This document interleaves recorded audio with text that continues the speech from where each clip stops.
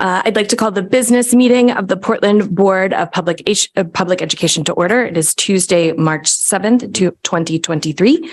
We are meeting in a hybrid format with some of us here at Casco Bay, and Board Member Bryden and Victor are calling in remotely tonight. Superintendent Nally, would you please call the roll? Sure. Member Bilyeu. Member Bondo. Présente. Vice Chair, excuse me. Member Bryden. Here. Member Figdor. Here. Member Grant. Here. Member Opperman. Here. Member Russell Better. Member Youssef. Here. Student Rep Ellis. Here. Student Rep Francisco. Student Rep Hemond. Here. Student Rep McLaughlin. Student Rep Santiago. And Chair Lenz. Here. All right, and thank you. And now the Pledge of Allegiance. I pledge allegiance To the flag of the United States of America and to the republic for which it stands, one nation, under God, indivisible, with liberty and justice for all. The Portland Public Schools recognizes the original inhabitants of the land on which our city and schools stand.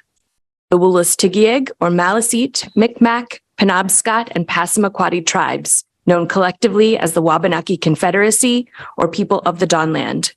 We are honored to have Wabanaki children among our students today, and as a district, we are committed to making the past, present, and future of Wabanaki peoples visible in our schools and classrooms. We're now going to move on to public comment. As a reminder about public comment, it's open to anything that we are not voting on tonight. The board may not respond to comments, and please refrain from responding in the audience. No complaints or allegations will be allowed in public concerning any staff member or any person connected with the school district. To give public comment, please come forward to the podium or raise your hand in Zoom. Please begin by introducing yourself with your name and address. We do have a fair amount of people on Zoom and in the audience tonight, so we'll alternate back and forth. You'll have 3 minutes to speak. I'll keep the time, and when you have reached 2 minutes and 30 seconds, I'll raise a yellow folder indicating that you have 30 seconds remaining. And at 3 minutes, I'll raise a red folder signifying the end of your time. If you get to the end of your allotted time and would like to request more time, you may do so. All right, so if there's anybody in the room that would like to.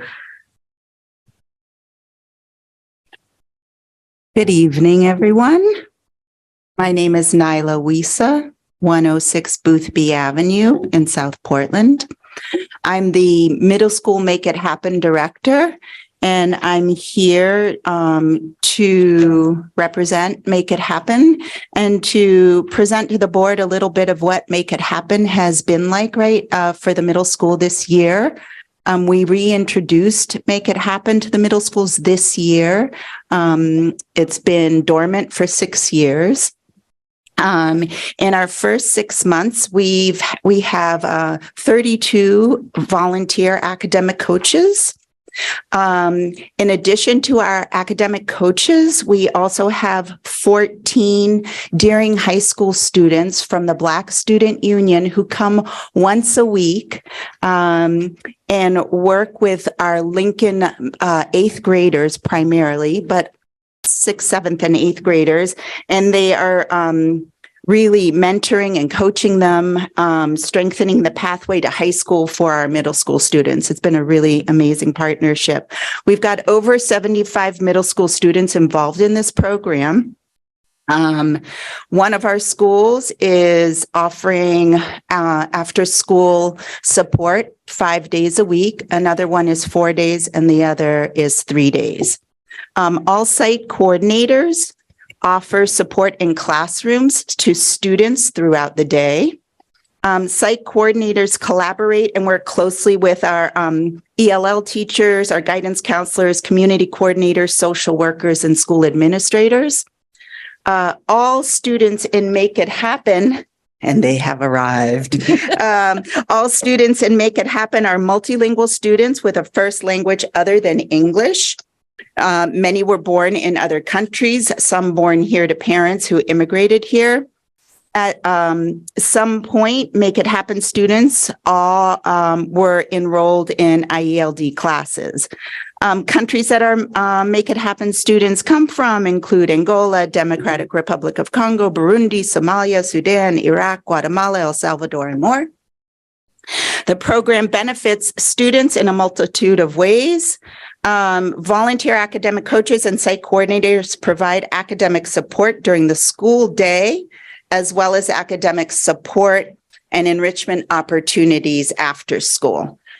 The Make It Happen mission is to promote the positive identity development of students by exploring academic and extended learning opportunities and interests, building strong study habits, fostering student voice, leadership, and civic engagement. To provide context for the importance of our middle school Make It Happen program, as we all know, we've been living in COVID and its wake for 4 years. Last year, we were still pool testing, experiencing bus cancellations, quarantining. And so with isolation comes the breakdown of community. Make It Happen is a place of belonging, a place where reconnecting to each other, the school, and really the students themselves is an essential part of the experience. We see Make It Happen middle school students who last year were disengaged and frustrated. We see them finding their voice this year, expressing their goals and channeling their energy into building a better school environment. Make It Happen students are designing projects, writing grants, learning to cook, and feeding their communities. Make It Happen students are visiting college campuses, asking questions, and carving a future for themselves. They are having a Sambusa cook-off soon. They are involved in leadership workshops. They have gone ice skating together as a group. We have 8th grade Make It Happen students volunteering in 6th grade teachers' classrooms to provide role modeling and support. So we are really on an amazing trajectory. And as we build capacity, we hope that you will see the incredible impact and importance of this program. So thank you for your time. And I'm going to also play a video that a mom of a student sent. I don't think we've ever done this, but we're going to give it a try. Her name is Suzanne Kufunduka. She lives at 41 Chestnut Street. So I'm going to try this and we'll see. It's in French and I have the translation, so I'll translate afterwards. Le professeur, bonjour, le Dieu éternel. We hear it? Vraiment, je vous salue au nom de Jésus. Je vous remercie beaucoup pour le programme de MRP. Vraiment, ça aide beaucoup mon fils Brunel. Vraiment, ça lui aide aussi de faire beaucoup de devoirs. Ça lui aide à beaucoup de choses. Ça sera mieux de continuer ça et ça sera aussi mieux pour lui en avant. Parce que pour moi, je vois que ça lui aide beaucoup, beaucoup, beaucoup. Vraiment, je vous aime beaucoup de soutenir mes enfants, nos enfants. Merci beaucoup. Oui. Okay, so the translation is, let's see.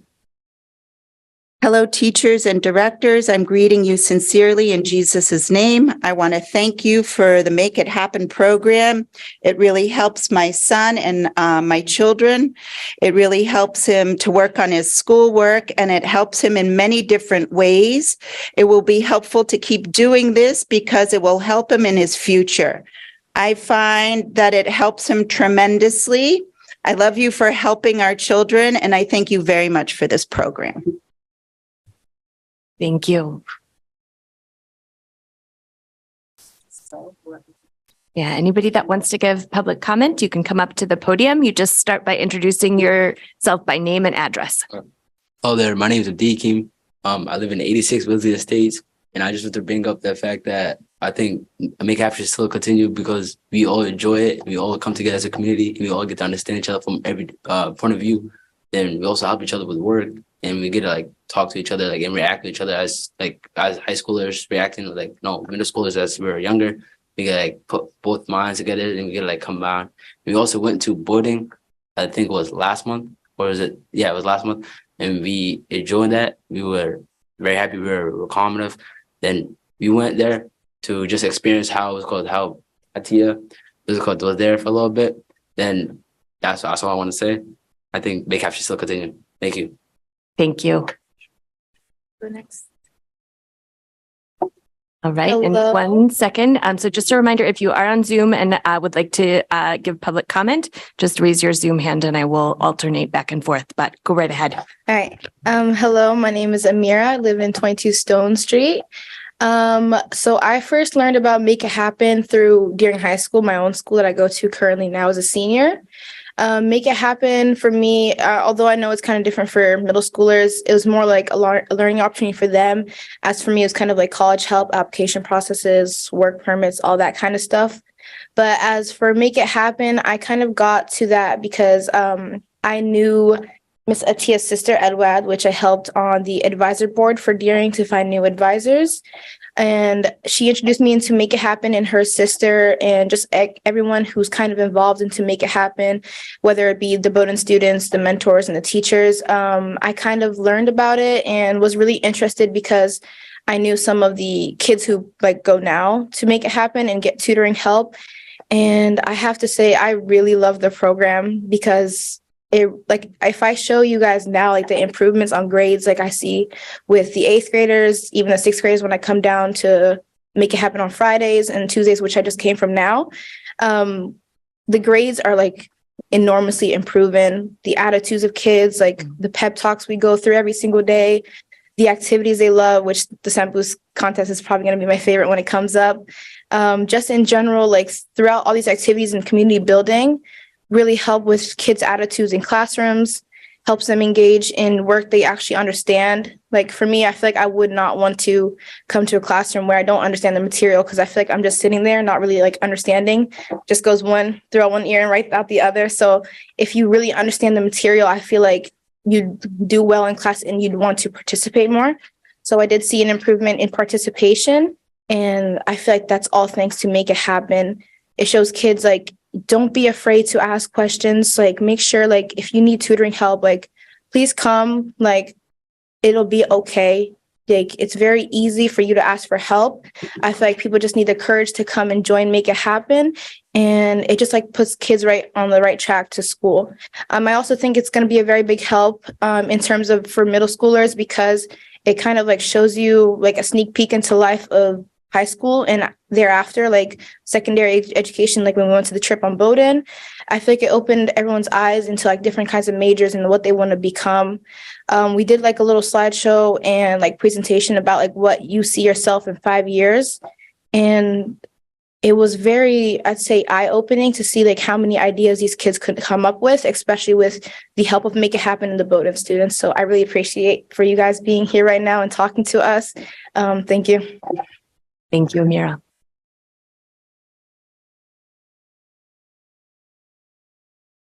Hello. Hello, my name is Khalid. I live at 111 Riverton Drive. 111 Riverton Drive. At Make It Happen, I have improved my leadership skills. Working with 8th graders, I have also learned how to be patient and understand the circumstances of the 8th graders who didn't have much of a middle school experience due to COVID. Also at Make It Happen, which my little brother goes to and he also goes to, my little brother has learned how to socialize with people. Due to COVID, they didn't get much of socializing skills. And that's why I would like Make It Happen to continue. Thank you. Thank you. And I'm going to go to Zoom now. George, I see your hand. You can go ahead.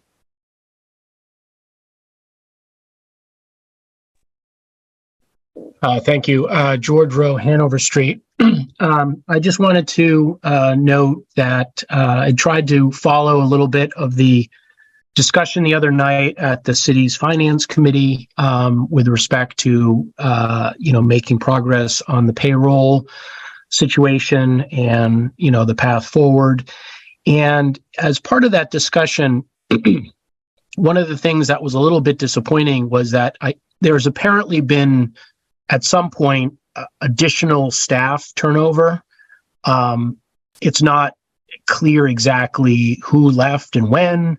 I think Terry Young is gone, and maybe you all knew that, and that happened months ago, but I don't think it was picked up necessarily if that individual is, whatever his status is. I don't know it. But it is extremely confusing, both on the city schools website and just in public, to try and understand, where your holes are right now on your team. I don't think losing people is a good thing. I'm sure you all agree. I definitely didn't think losing your superintendent was a good thing, but you needed a fall guy, so he's out, and you're scrambling with less, another pair of hands gone. But I'm very concerned that there's been other holes here that haven't really been disclosed to the public. And I think one of the things that's been most disturbing in the spin glass, whatever we call it, preliminary report. I mean, what happened here was, and I'm sorry I have to have it repeated, but it was penny wise and pound foolish. The payroll department wasn't able to clarify its needs and advocate for itself, and it got whittled down to a skeleton crew, and that skeleton crew fell apart. But what is extraordinary is that to fix it, we are literally redistributing wealth to a whole bunch of white collar professionals at like every level. And I don't know what the final tally and bill for all of that will be. But for example, the spin glass report, like 10 pages of it is a Deloitte, global Deloitte accounting survey for payroll needs. And again, like they're getting paid to throw 10 pages of that in and call it part of their 30-page report. And that is just the story of this, which is a couple of highly qualified, dedicated payroll clerks would have solved this problem a couple of years ago. And we still haven't gotten to the bottom of why those decisions were made and when, and why the treatment of payroll on the school side diverged so differently under the Tyler Tech migration than it did on the city side. We still have no answers to that. George, your time is up. Would you like more time? I'll just wrap it up. But, again, the disclosure and transparency you guys are talking about, I think you're sincere. I'm not questioning the sincerity, but it's very confusing because things are still happening behind the scenes and there's not a clear reporting of how it's going down, when it's going down. And so that would be appreciated so that we don't feel like we don't know what's happening until months down the line. Thank you. Thank you, George. Is there anybody else that would like to make public comment? Okay. All right. Then seeing none online or in the room, I'm going to go ahead and close public comment and move into my remarks. And I'm going to be pretty brief tonight. We've been meeting a lot. And so last weekend, due to the snow, the tours of our Building for Our Future schools were canceled, but the tours have been rescheduled to April 1st. And I really welcome anyone listening or viewing tonight to make sure to join us to see all of the exciting updates that have been made to those schools. And those tours are going to be architect-led, so it's kind of like a behind-the-scenes tour. Also, just a couple of reminders that kindergarten registration is open until March 17th, and there's also a wait list that is open for our pre-K program. You can find both of those registrations on our website. And I would like to also remind everyone to actively be participating in our budget process. So last night we had our first public forum on the budget, but there's going to be multiple opportunities for questions and input. You can always email us with your thoughts. And just in response to a little bit of the public comment, even though I know that is against the guidelines, I would like to say that Terry Young is still here and physically in this room.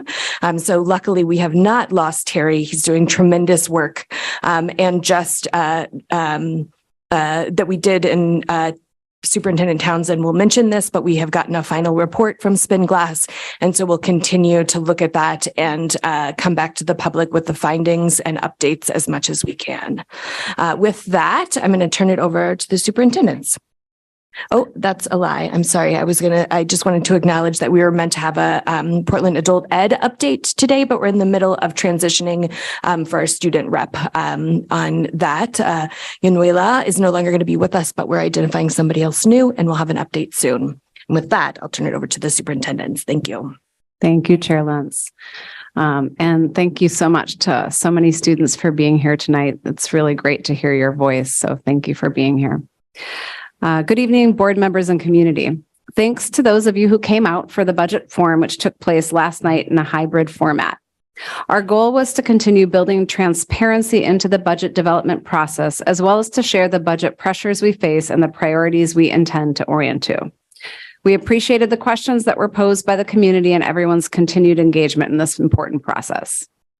Given our focus on transparency in the process, we've been putting out budget videos in our Tuesday bulletin for staff, and we completed our third and final video that will go out to staff today or tonight. We linked the videos in the latest community newsletter and will include the final installation in the next community newsletter. In addition to transparency, we've been working to establish a strong collaborative process with our colleagues at the city as we work together to meet the needs of our community. We joined the City Council's Finance Committee meeting last Thursday to provide context on the payroll situation and to share the key findings from the Spinglass report. We appreciate the ongoing conversations we'll be having to finalize our budget this spring. As a reminder, we'll be presenting the superintendent's budget a week from tonight at a special meeting at 6 p.m. here at Casco Bay and on Zoom. While the transparency around the budget is intended to build shared understanding and to open up opportunities for input, it is also connected to our goal to build back trust with our community. Another move we're making along those lines is to launch a teacher advisory committee. Similar to how we have a student advisory and a family parent advisory committee that meet with the superintendent and members of the cabinet regularly. We're proud of the many teacher leadership and teacher voice structures that already exist in Portland Public Schools. Examples include our vertical content teams, many cross-school work groups around topics such as alternatives to suspension or PBIS, as well as the PEA structures like the Living Contract Committee and liaison structures. This new structure was designed 3 years ago, but was put on hold during the pandemic when we were launching new collaborative structures to plan for things like remote and hybrid learning. We're meeting with the union president next week to review and revise the proposal and to plan how we will launch it. The intent is to bring together a group of diverse educators to engage on board systems strategy topics, including things like annual district priorities and the budget. Stay tuned for more information about next steps. Before I pass it off to Superintendent Townsend, I wanted to congratulate the Portland High School boys basketball team for an incredible season. I brought my boys to the championship game against South Portland last night, and we were on the edge of our seats. When the game was over, my youngest thought it had only been 30 minutes since the start. Needless to say, it was a great competition, and the Bulldogs did an amazing job despite not winning the game. And I'll pass it off to you. Good evening, everybody. Welcome all of the students. It's wonderful to have you here with us this evening. As Chair Lentz mentioned, I'm happy to share that we received this morning the final version of the report from Spinglass regarding our pay issues this fall. This updated report provides further detail on the initial findings that were shared in the report at the beginning of February, and they have completed an analysis of all employees' pay for the period of July 1 through December 31st. We've shared this report with our collective bargaining partners, and we look forward to engaging with them further this week in an effort to bring closure to these issues in that chapter of our experience. Based on those conversations, we will share the report and any additional updates soon with the broader public. We want to highlight many of the amazing visual and performing arts things that are happening across Portland Public Schools during March, which is both Youth Art Month and National Music in Our Schools Month. The Portland Public Schools All-City Concert is next Wednesday, March 15th at Deering High School. In addition to those incredible musicians, there are inspiring arts activities happening every day across our schools. such as mural projects connected to our Wabanaki Studies and salmon units at Talbot Community School in partnership with Side by Side, to innovative electives for students at Moore, such as exploring crafts and photography, to the Portland High Rock Band performing in the Lower Cafe this coming week. We're proud to provide our students with a diverse range of learning experiences to spark joy in all our learners. Lastly, we want to conclude our report this evening by recognizing all of the social workers across Portland Public Schools, as this is National School Social Worker Week.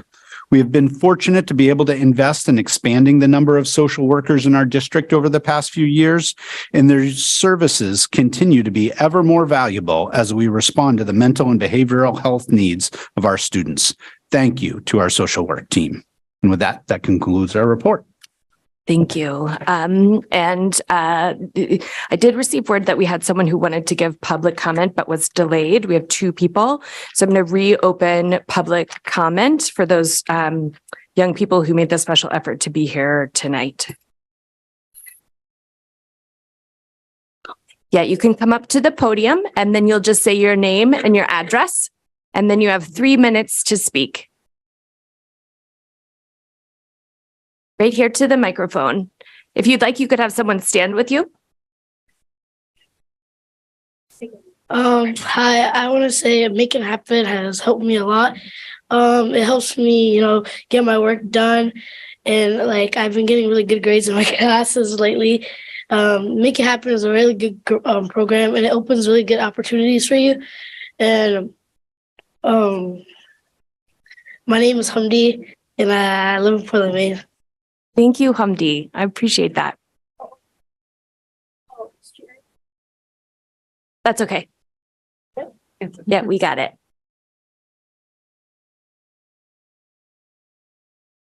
Hi, my name is Shruti.